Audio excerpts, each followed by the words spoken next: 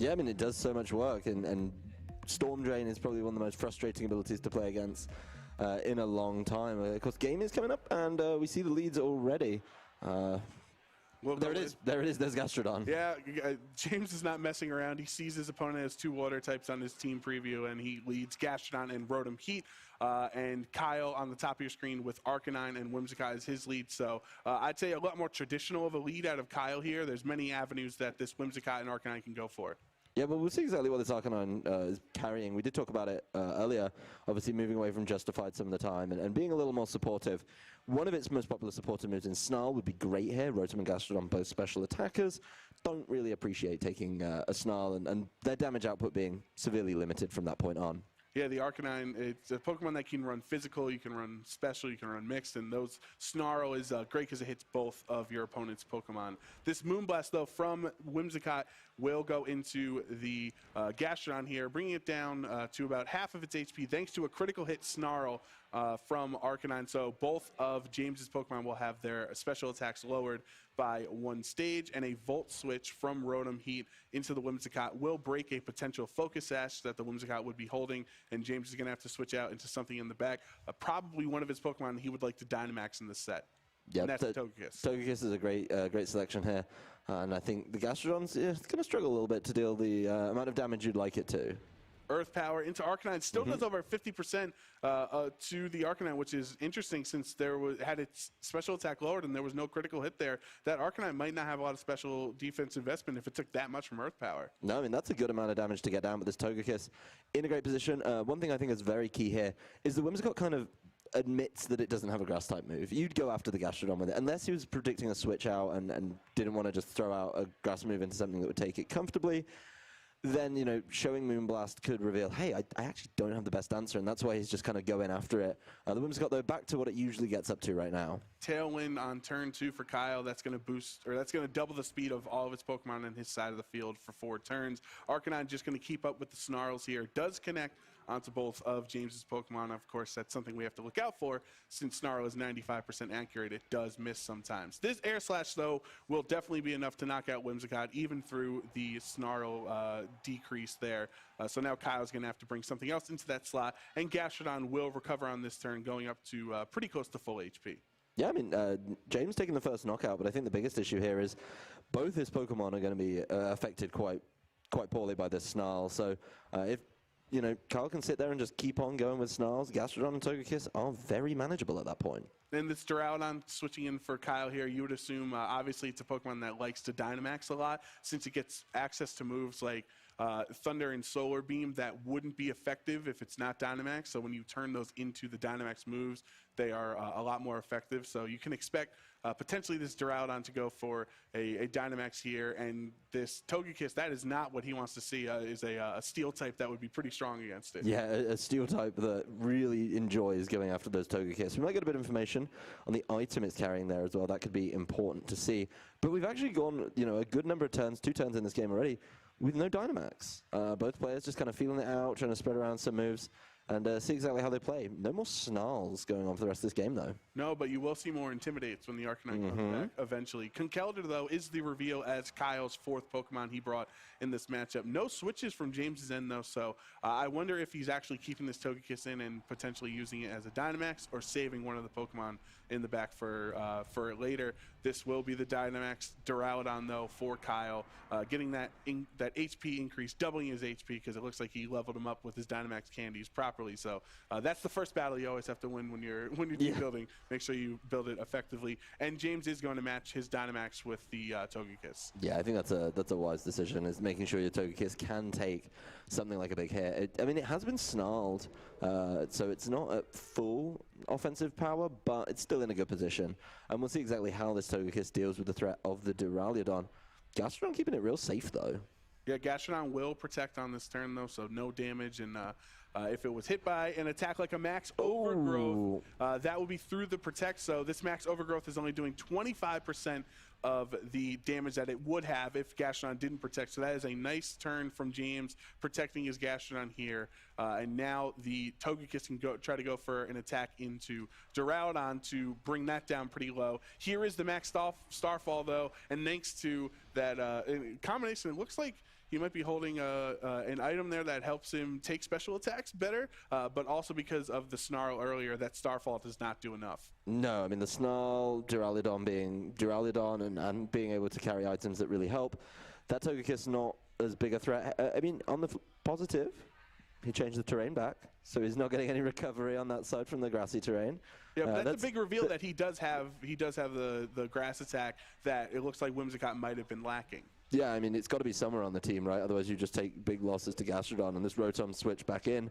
Really smart play to deal with that, but Duraludon's not trying the same thing again, and this Togekiss could be in a bit of danger. Max Steel Spike into Togekiss will bring it down to under 50% of its HP, going to increase the Duraludon and Conkeldurr's defense by 1 stage, but they are facing off against 2 special attackers, so that won't matter. What will matter, though, is this activation from Weakness Policy on Togekiss, increasing both his attack and special attack by 2 stages. It barely hangs on with 2 HP from that Ice Punch from Conkeldurr, and here's a max airstream for your troubles. 1-hit knockout into the Conkeldurr, and now James's Pokemon have those speed boosts. Togekiss is faster than Duraludon. He can try to go for another attack. That was a huge survival from Togekiss to live on 2. Yeah, this Togekiss clinging on now with its weakness policy activated. I think it's going to be in a pretty good position to try and deal with the rest of the game. There's a lot of work that needs to be done from the 2 Pokemon on Kyle's side of the field, and they're both taking a good amount of damage. Of course, Togekiss dangerously low, but being able to pick up a knockout and, of course, get the Airstream boost puts it in a great position. And Kyle is down to his 2 last Pokemon, and we actually haven't even had James reveal his 4th Pokemon in this matchup yet. We've only seen these 3, so obviously he's in a 4-2 lead with his Pokemon with the weakness policy boost, still looking in a strong position. Of course, Rotom Heat now being faster because of that max airstream. He'll be faster than the Arcanine. He can get a fully strong Thunderbolt potentially into that Arcanine slot without getting snarled. And as I say it, he's actually going to switch out instead into the Gastrodon. Doesn't need your help, Joe. He knows what he's doing. Togekiss is going to max guard. Doesn't want to get caught by anything on this turn. So the Snarl's not going to get there. And whatever follows up, probably not going to do the same. Of course, the Snarl. It does connect on Gastrodon, though, which could be critical, lowering his special attack by 1 stage. And Max Wormwind, though, from Duraludon on this final turn of Dynamax for it, will take down the Gastrodon. I think James, with a critical hit, I don't think he really needed it in that situation. He will be able to take that Gastrodon down. I think James understood Gastrodon's utility was not as effective in this match, since Kyle's 2 Pokemon he didn't bring were his 2 water types. Yeah, and he also stalled out the Tailwind there, which I think is really important. That Tailwind, set up much earlier in the game.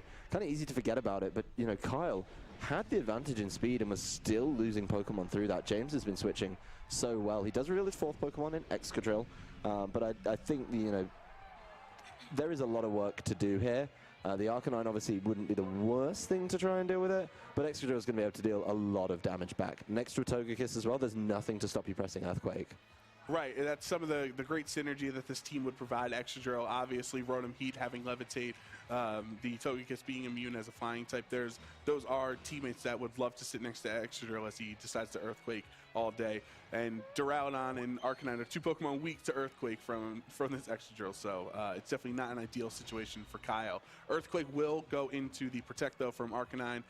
This will hit Duraludon super effectively, though. Is it enough for a 1-hit knockout? It is not. That Duraludon is able to barely hang on just a little bit. And Flash Cannon from Duraludon will take down Togekiss in those last couple of hit points it had remaining in this matchup. It's now 2 Pokemon to 2 with the Arcanine Duraludon versus Rotom Heat and Excadrill. I think, honestly, the back 2 for James, this pairing is so much to handle. Of course, James has to be a little bit cautious with his Rotom.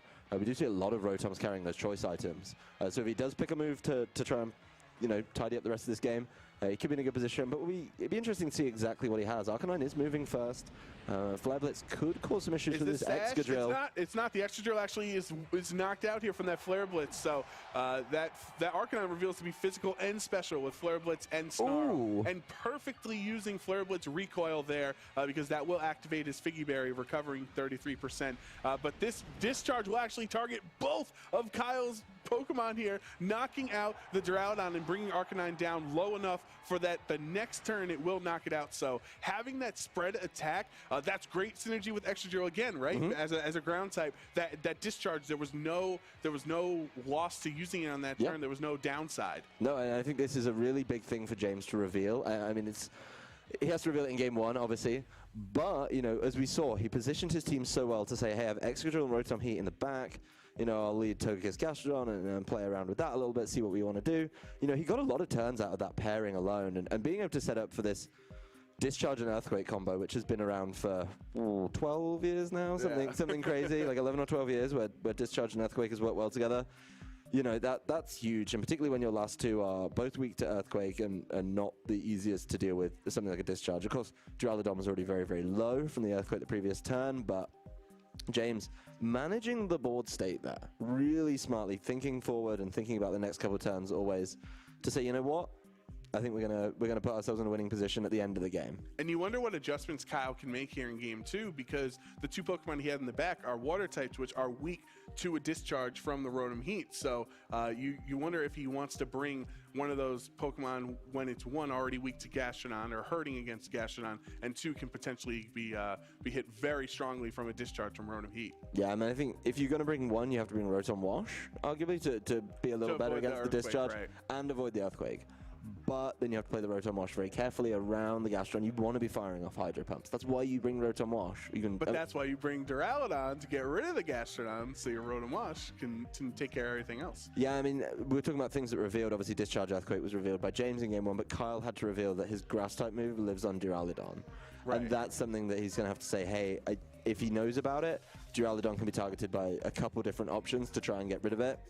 And that's something he's going to have to be careful about. Right, this Duraludon obviously is so key. One, because he's his Dynamax user for Kyle there, so obviously it's one of his important Pokemon that he brings into the matchup. But two, if that Duraludon goes down or is nowhere to be found against the Gastrodon, it doesn't seem like Kyle has any ways of hitting Gastrodon super effectively, and that's really what a strategy that James's team strives off of, is people who are just forced to ignore the Gastrodon long enough for it to do enough to bring everything down low enough for one of his sweepers like Excadrill or Rotom Heat to take care of the rest. Yeah, I mean, I think bringing that pair in the back is probably James's win condition again here. Regardless of what changes Kyle makes to his team selection, he has to be thoughtful about that. Try and catch Rotom Heat. We saw it switch in a couple times, you know, and show itself early. And I think dealing with that when you see it and you're given that opportunity is probably more important than we give it credit for. And now Kyle has the information that James's Togekiss is weakness policy and not Babiri Berry. So if he's able to try to get a double target off into that situation, he knows the combination of Max Steel Spike and say another attack would be able to take it down. Not Ice Punch. Ice Punch was not enough. Apparently not that Ice Punch. I do wonder if it was close enough, you know, potentially for Kyle to try it again in game 2. Maybe it just didn't roll in his favor in game 1. But the Conkeldurr is an interesting bring in the matchup because it's so weak to Togekiss with both of its fairy and flying attacks. But you really like Conkeldurr against Excadrill and Tyranitar. Like, how can you not bring that against a Sandcore? It's hard to justify leaving Conkeldurr at home in this matchup. But as you said, I mean, yeah, the weakness policy was in play. It got felled very, very quickly by the Max Airstream, which is unsurprising. I mean, it's not it's not like a Pokemon like Conkeldurr's known for taking Max Airstreams very, very well. But, you know, I think it's something that you have to think about.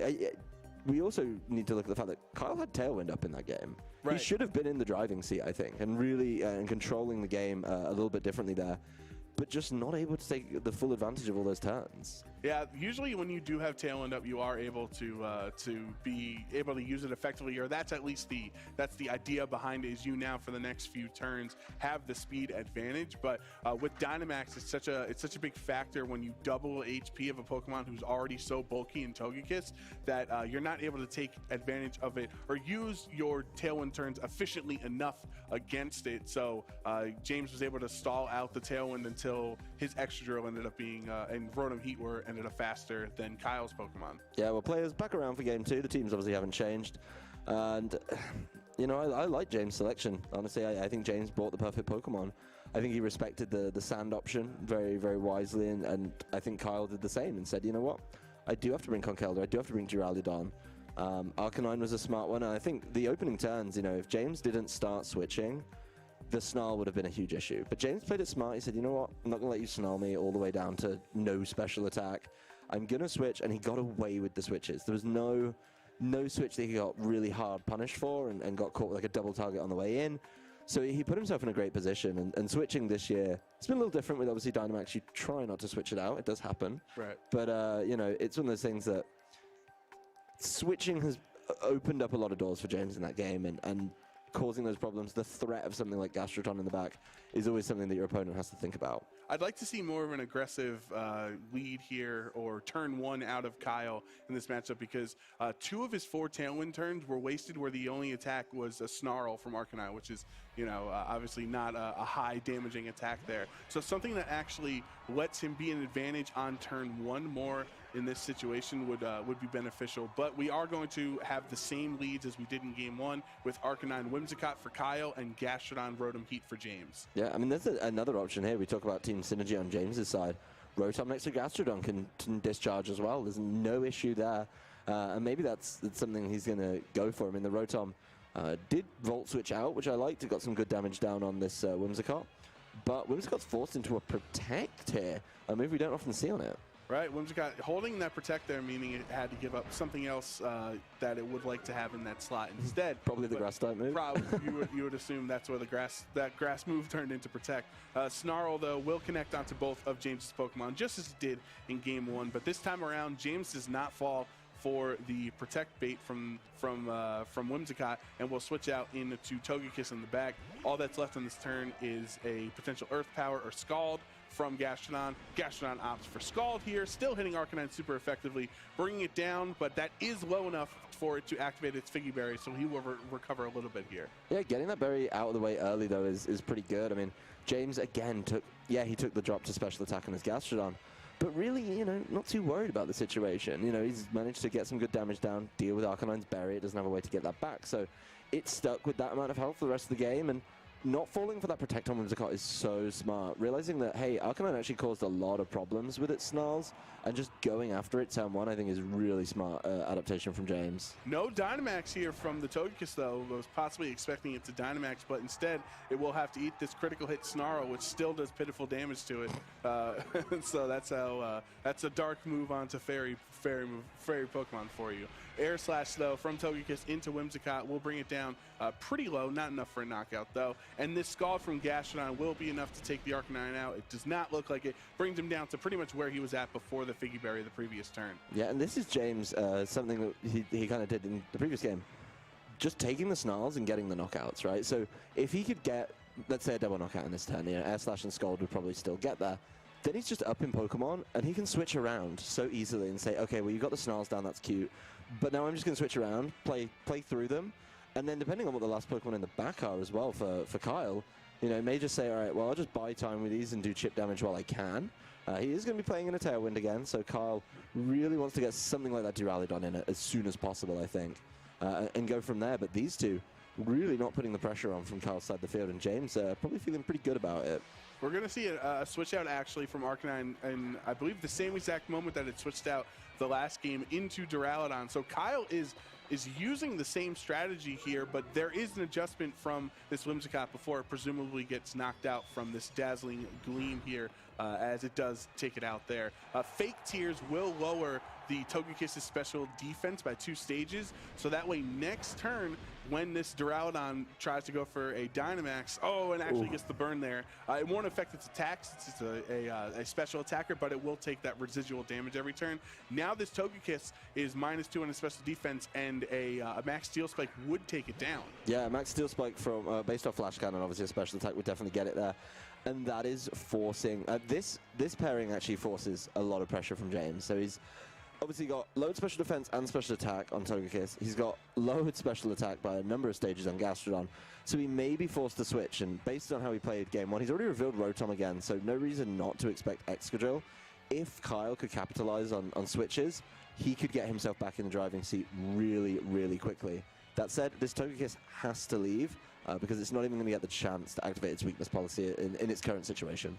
Yeah, this Conkeldurr is sitting here waiting in the wings for Excadrill to show up from James, which is what he expects for it to be that 4th and final Pokemon But it's actually an adjustment here for the Gastrodon switching into Hitmontop. So it looks like Excadrill was left in the box in this game too. This Intimidate will affect the Conkeldurr though, as he lowers his attack by 1 stage. And a Dynamax from the Duraludon here will make it pretty strong, and a potential max Steel Spike into Togekiss would take it down. Yeah, and I think maybe James here banking on the fact he's assuming that, hey, he's not going to think I'm going to leave the Togekiss in, and just going from that point and saying, hey, I'm actually going to leave Togekiss in, and I'm going to Dynamax it too. And I'm going to try and get some value out of it before it goes down.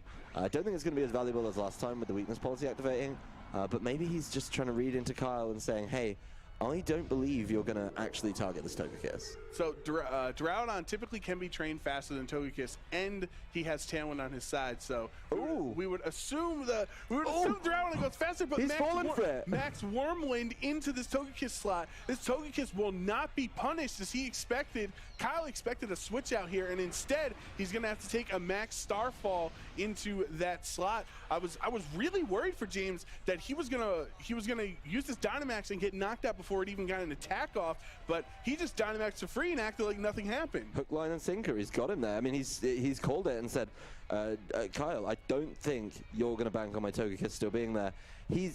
Kyle has made a hard decision there to say, I'm going to go after Max Wormwind, probably thinking about the Excadrill, trying to lower its attack on the way in, or something coming in like the Rotom, Rotom in that slot, Excadrill in the other slot, so hey, you get a lot of damage down on Rotom, you get the lower health on Excadrill.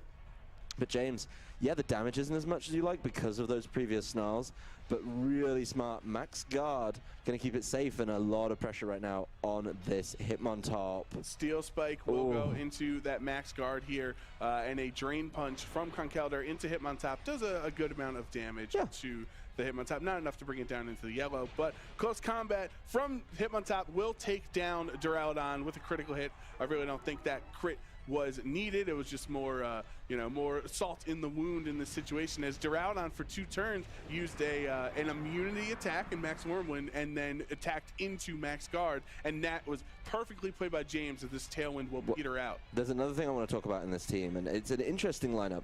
So we talked in Game 1 about the item on Duraludon, and Duraludons are very commonly carrying Assault Vest. We saw the damage it's been taking. It's been so limited. Clearly, that's carrying the Assault Vest. So let's look at the other Pokemon on Kyle's team in Conkeldurr. Now, Conkeldurr likes Assault Vest. It's certainly one of the top options on Conkeldurr, but its second option, after grinding all the time and hoping that he gives it to you, Ball Guy can give you Flame Orb, and Flame Orb goes on Conkeldurr. So we roll it back a turn, and we say, hey, look, Togekiss stayed in, and it used Max Starfall, which set Misty Terrain up. So this Conkeldurr isn't able to get the full benefit of its item. And there is the forfeit, though, from Kyle. So James is going to win that